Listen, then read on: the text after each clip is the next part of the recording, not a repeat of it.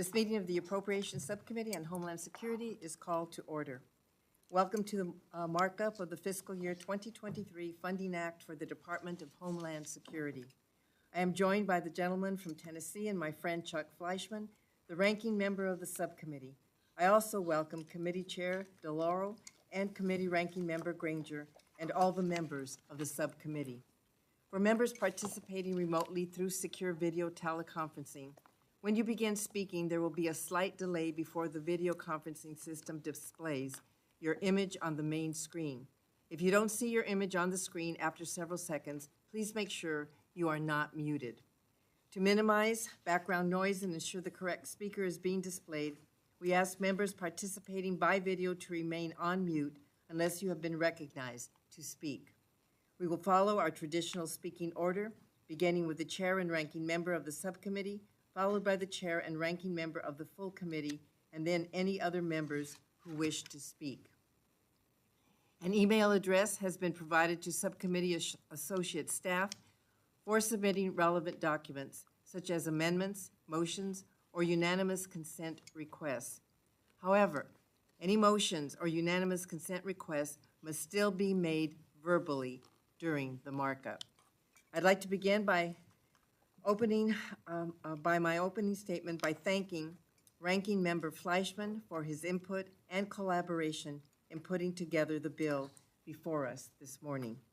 Our subcommittee has one of the most controversial jurisdictions, which makes it all the more important for us to work collegially. I think we do that well, and I very much appreciate the ranking member's contributions to maintaining that approach, along with those of the other subcommittee members. And outside of the border security and immigration enforcement areas, there is much in the bill on which we are all in full agreement. As I have done each year, I want to acknowledge and convey my deep appreciation to all the department's personnel for the critical work they do every day to protect our country. And I want to emphasize that my appreciation extends to all of the department's personnel. The subcommittee's responsibility to provide the resources necessary to protect your health and carry out your missions is always at the forefront of our deliberations. Members, you have before you the draft bill and committee report. We have attempted to address as many of your concerns and priorities as possible, as well as those of the full committee and House members more broadly. The subcommittee mark includes $60.3 billion in discretionary appropriations within the subcommittee's funding allocation. That's an increase of $2.8 billion above the current year and $3.6 billion above the budget request. To put into perspective the increase above the current year, it is important to note that more than half of that amount, around $1.5 billion, is required just to maintain current services across the department. In addition, the bill includes $19.9 billion for major disaster response and recovery activities, which is funded above the subcommittee allocation, consistent with prior years.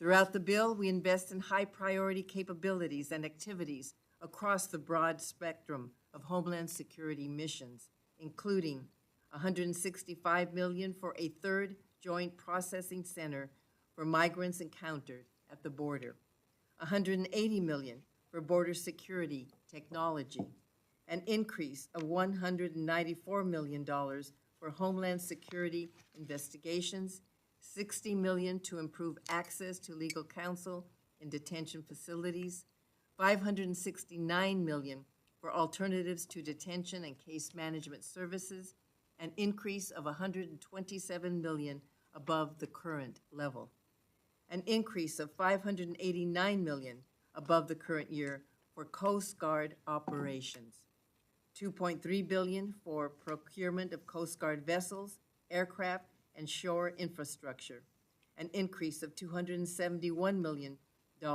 above the current year, including continued investments in the Polar Security Cutter, offshore patrol cutter, and Waterways Commerce Cutter programs. An increase of $24 million for Secret Service operations, including $5 million for the National Threat Assessment Center. An increase of $334 million for the Cybersecurity and Infrastructure Security Agency, including important investments in critical infrastructure, cyber defense. $169 million increase for FEMA operations. Increased funding for firefighter grants, emergency management performance grants, and nonprofit security grants. $40 million for the Next Generation Warning System.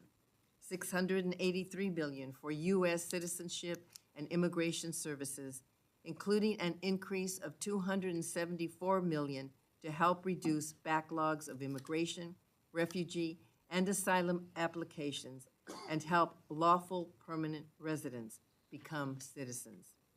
The bill provides funding for an average daily population in ICE custody of 25,000 single adults, consistent with a budget request.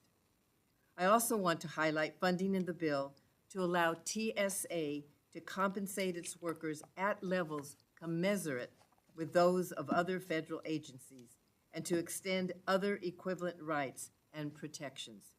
This is a matter of basic fairness to TSA personnel who play a critical and physically demanding role in ensuring the safety of air transportation, and it will also help address long-standing recruitment and retention challenges that TSA has experienced since it was first established.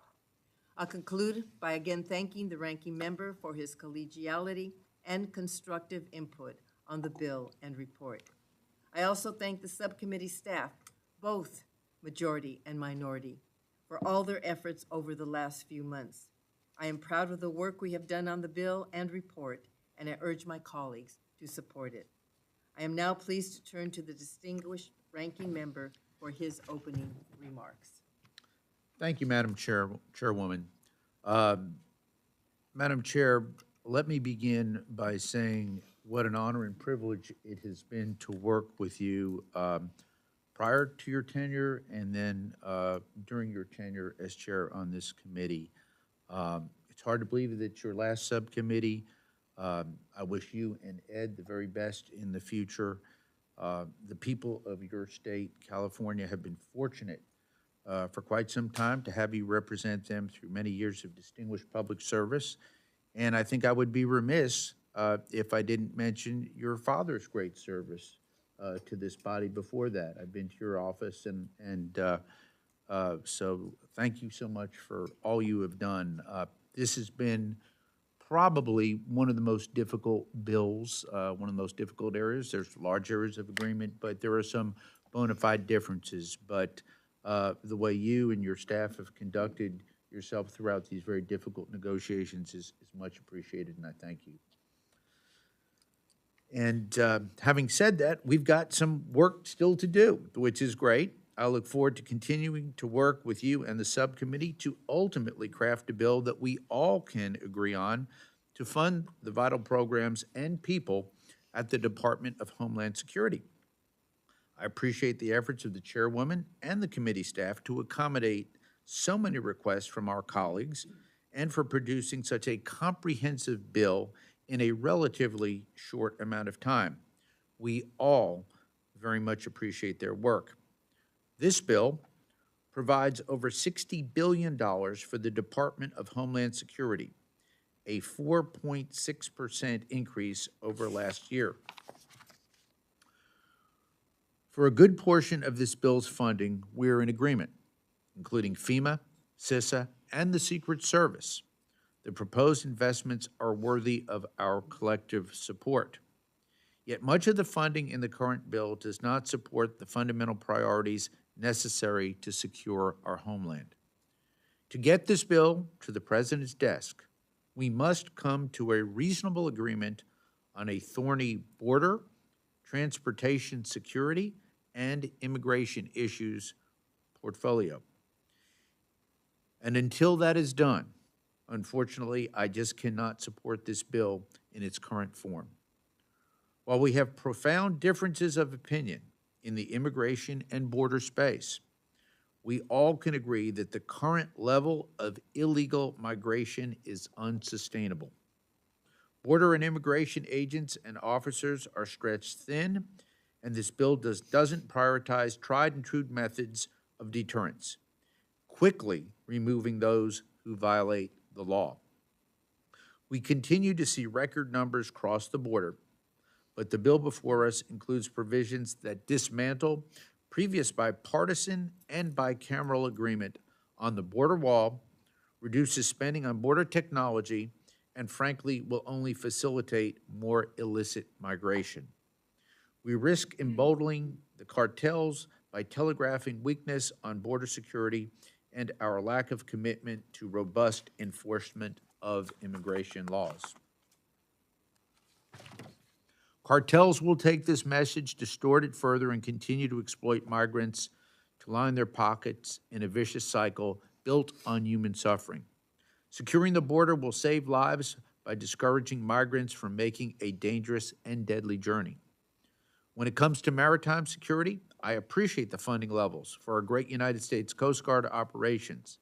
The men and women of the Coast Guard do incredible work to save lives and defend our nation along our shores and far overseas.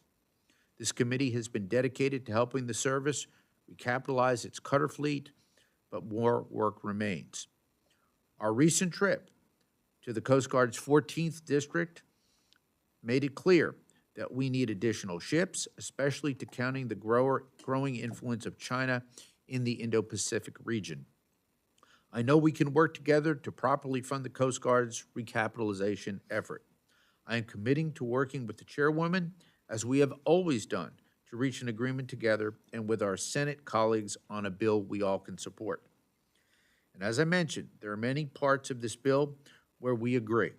I look forward to continuing discussions as we prepare for full committee markup at the end of next week. Once again, with my sincere thanks and appreciation, I thank you, Madam Chairwoman.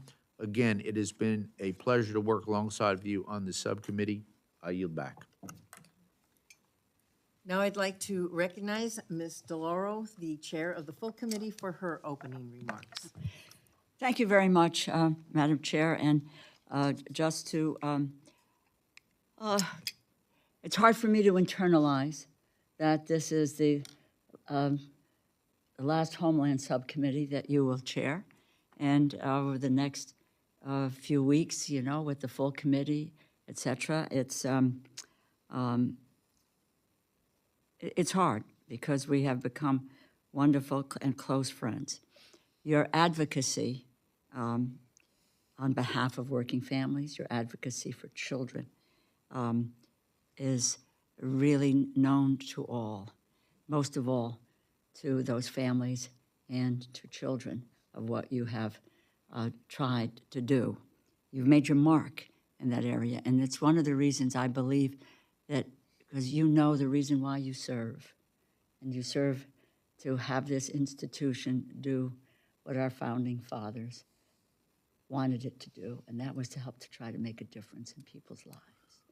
And you have made a difference and will continue to make a difference in people's lives. And I got to tell you that I was at the CDC about 2 or 3 weeks ago and took a picture in front of the Roybal building, you know, but it is in your genes, the public service. And Shirley Chisholm, the first African-American woman who served in this institution, said that public service is the rent you pay for space on this earth.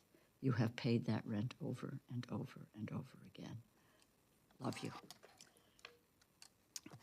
Again, thank you. And Ranking Member Fleischman, I thank you for all the work on this bill, and to the subcommittee staff. Thank you. I'll continue to say at every one of these meetings, you keep our names on the door. We are in your debt for all the great work that you do. The bill this subcommittee puts together has the important and a unique mission of funding the wide-ranging work of the Department of Homeland Security. And the bill before us today makes crucial investments in our national security while upholding the values that we hold so dearly as a nation. With this bill, we are addressing long-standing issues at the southern border that require that we act to achieve effective control. We are securing our borders by making smart and effective investments in technology and operations. This includes funding for innovative technologies, more thorough vehicle inspections at ports of entry, an expanded number of customs officers and support personnel, and body-worn camera programs for CBP, and ICE personnel. I have also been concerned for a long time about the conditions that migrants and asylum seekers find when they reach our borders. People who leave their homes and everything they know behind do so out of pure desperation and necessity. We have a responsibility to ensure the safety of these migrants, especially the children. That is why I am proud that as we make smart and effective investments in border security, the bill before us respects the dignity of immigrants with funding to support child care services for migrants, improves migrant processing, invests in alternatives to detention, and reduces backlogs in refugee, asylum, and immigration benefit applications. Among the biggest threats to our national security is the threat of cyber attacks and intrusions.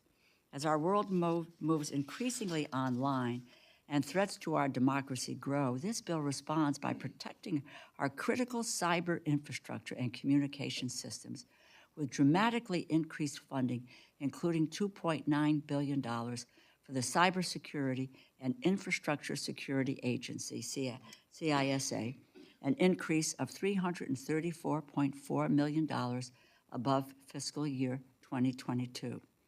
The increasing frequency of disasters and emergencies of all types, including the pandemic, have amplified our reliance on federal disaster relief and response. This bill provides almost $25 billion for the Federal Emergency Management Agency, FEMA, including almost $20 billion for the Disaster Relief Fund and $4.1 billion for preparedness grant programs, firefighter grants, flood mapping, and the Emergency Food and Shelter Program. I'm also particularly proud of the funding in this bill that will ensure transportation security officers and other TSA personnel are paid at the same rates as other federal workers doing comparable work. This is a basic question of fairness, and it is long past time to make this change. As we invest in all forms of border security, we must also invest strongly in maritime security and ensure we support Coast Guard operational and personnel readiness. Recent years have highlighted just how crucial the Coast Guard is to our nation's security. The men and women of the Coast Guard do everything from ensuring the safety and navigability of inland waterways and countering illicit drug trafficking in the Caribbean, to countering Russia's presence in the Arctic and China's in the Pacific. There's almost $14 billion for the Coast Guard in this bill will ensure they have the capacity to continue their important work and expand their reach. The history of our nation is one of unprecedented immigration, refuge, and fight. I reject the false dichotomy that we must leave our values at the door as we look to protect and strengthen our nation's security. This bill is proof of that. I urge my colleagues to support the crucial investments in this bill, and once again, thank the staff and my colleagues for their work, and I yield back. I now turn to Ms. Granger, Ranking Member of the Full Committee, for her opening remarks. Thank you, Madam Chairwoman. Thank you and Ranking Member Flashman for your work on the Homeland Security Bill before us. Unfortunately, I see areas where the funding and the policies included in this bill are political and polarizing. We all know this is a must-pass bill, and these issues will have to be addressed as we move forward because they're very, very serious issues that need our consideration. I'll start with the funding. While this bill adds more than $2.7 billion above last year, it does nothing to seriously address the ongoing crisis at our southern border. This bill fails to include new funds for the border wall. We know that walls work, and they've shown to be effective in stopping illegal migration. Instead, this bill lays the groundwork for more illegal immigration. The policies proposed only enhance the ability of drug cartels to smuggle drugs into our country. We would be making it easier for these cartels to take advantage of migrants attempting to make the dangerous journey to the United States. In fact, the largest migrant caravan so far this year is making its way from Mexico to the southern border as we speak. Buses carrying the first of some 7,000 migrants, mostly from Venezuela, arrive at the border early this week, and many more will follow. This bill does nothing but encouraging more caravans to come by focusing on making migration easier instead of investing in common sense border security and immigration enforcement. This bill creates real-world consequences for our security. Some of the most concerning provisions in this bill include using previous border wall funds for environmental issues instead of construction, reducing investments in technology to detect and stop those who cross the border illegally, decreasing the number of detention beds to house dangerous criminals, and further restricting the ability to enforce our current laws. We should prioritize the safety and security of the American people and move a Homeland bill that provides resources to enforce our laws, not undermine them. If we don't, border towns, migrants, and communities across the country will pay a very heavy price. As illegal migrants continue to come to the southwest border at record high levels, I urge my colleagues to reconsider the direction of this bill. Border crossings in the month of May were the highest in 20 years, and we're on track for another record-breaking year. We must bring border security back to the Homeland Security Bill. I thank you, Madam Chairman. I look forward to working together on these very important issues as we move forward, and I yield back. Do any other members wish to be recognized for opening remarks? Are there any amendments? I now recognize the Vice Chair of the Subcommittee, Mr. Cuellar, for a motion. I move that the bill be favorably reported to the full committee. All in favor, please say aye. Aye. Opposed? No. The ayes have it. The motion is agreed to. I ask unanimous consent that staff be permitted to make technical and conforming changes to the measure just approved. Without objection, so ordered. Please leave all copies of your bill and report at the desk. The subcommittee is now adjourned.